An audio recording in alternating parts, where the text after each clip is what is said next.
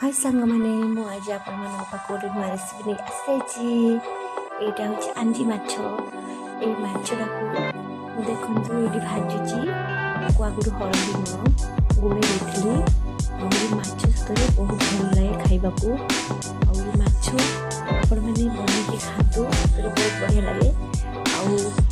देखो मैं ये सब माछ भाजी दूसरी मो माँ मान नमस्कार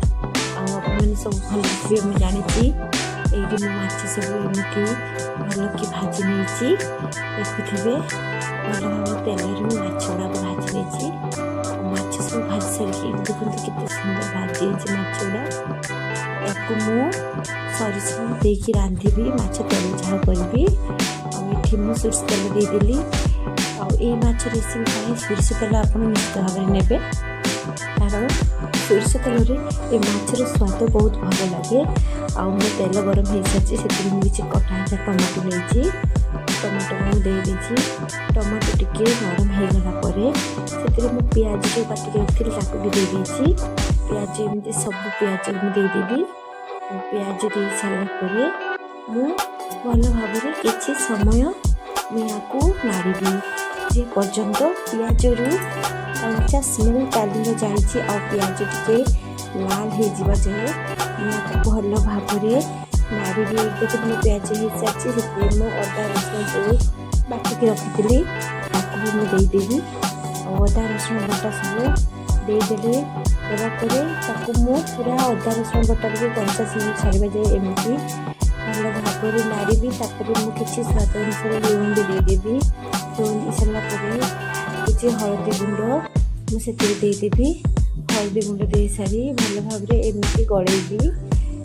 मोर मसला देखुं केमी सब मसला मोर तेल हो सारानी एवं से लंका गुंड देदेवी लंका गुंड देकी भल भाव एमती गड़ेदेवी गड़ेदेला सोरिष जो बाटिक रखी भी देदेवी एम अधिका सोरिष ना कारण सोरिष बटा दिए तरकारी रांधा आउे सोरिष रखी भी मुदेदेली सोरिष दे सारापर पानी देदेवी मसलार मोर किसी पानी देवी से पानीटा मसलार भल भाव फुटिले आम तरकारी स्वाद बहुत भल लगे आमी से पानी तेल छाड़ी से पर्यंत मुझे फुटेबी ये देखुवे मो मसलार पूरा पानी मोर सुखी जाइए तेल छाड़ा देखुवे तेल मोर छाड़ी सारानी से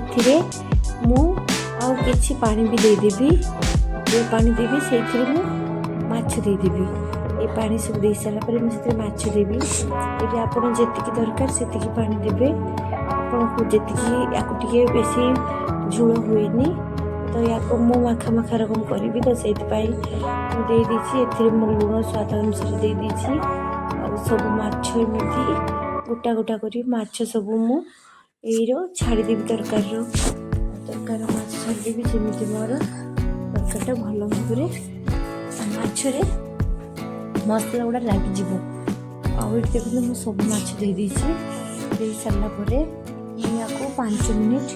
भल भाव फुटवाई छाड़देवी देखो मोर 5 मिनिट भल भाव फुटी सारी देखो भितर मु गरम मसला नहीं जीरा भी नहीं किसी भाव बाटी बाटी सारापर एकदम मो तरकारी हो सारानी से बटा गरम मसला चारिड़े देदेवी दे सारापर देखो मुझे टे भल भाव गड़ेदेवी माछ को जमी गरम मसला चारिड़े लगिज मुझे तरकारी सब ओह्लि आनी देखु तरकारी सतरे बहुत बढ़िया होती खाइबा बहुत भल लगे आप निश्चित तैयारी कर खातु आ मत लाइक सब्सक्राइब कमेंट करूँ।